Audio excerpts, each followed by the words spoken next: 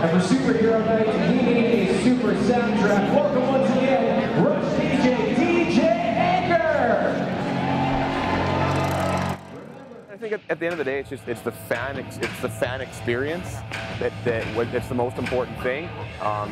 You know, there's the hardcore sports fans, but then there's everybody else who's here either for a party, to socialize, to inspire their kids to get involved in sports, obviously lacrosse, you know, as well, but to make that accessible to more people beyond just the sports world is a huge part of it, and we sit in the off season and try and think of ideas that we think would maybe haven't been done in this market before or in sports before, but also make it appealing to fans as well. The formula is kind of down for the most part, but we also don't want every game to be the same, which is why the themes change, which is why the music has subtleties that change all the time. There's always, of course, going to be those home run songs that you can't get away in a sold-out 16,000 seat arena that you want to play because people kind of expect it.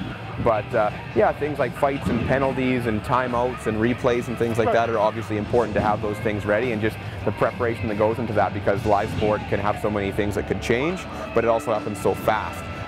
There's limited whistles in the game because it moves so fast, but even when there are whistles, the music doesn't stop, so I always have to have something prepped and ready to go, so there's essentially no dead air.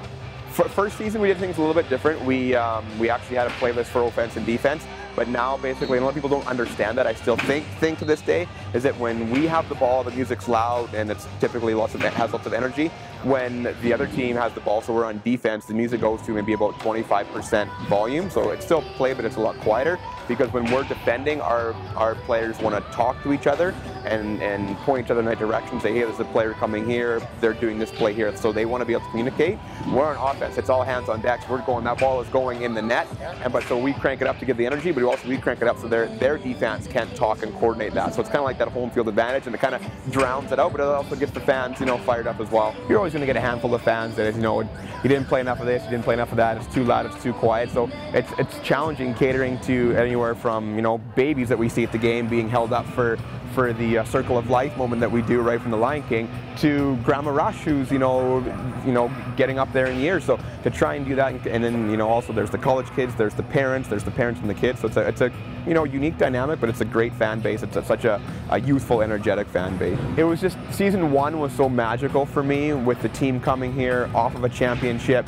A championship team in pro sports has never been moved from one city to another, and then for that team to win again. So some of the big songs that were from that season through warm-up that we kind of became staples now all the way into the third season kind of have a special place in my heart. So that would be probably, like, obviously the goal song, which is the hum, and then probably another one which would be Intoxicated. It's got a very heavy horn to it, and it's just people kind of clap to the beat, and when it gets played, you just see the energy in the room just kind of go up a few more decibels. So yeah, and then as far as so for me to be able to keep up to the game pace, Diego's my right-hand man, because I have headphones on to DJ with, but then he has a different headset on that somebody in the sound booth is calling the whole game, for audio, for video, for lighting, for player intros, for everything. So he basically keeps me on track, because I can't always see the gameplay, and then when some of the players have specific goal songs, so then he tells me, if I don't actually see who scored, I just see the ball go in, and he tells me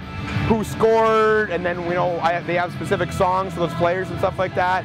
If there's sponsors coming up or special things that are happening through the night, he's always 2 steps ahead of me, because I have to be able to get that ready when that moment comes, and it's all about hitting that moment as quick as you can. So.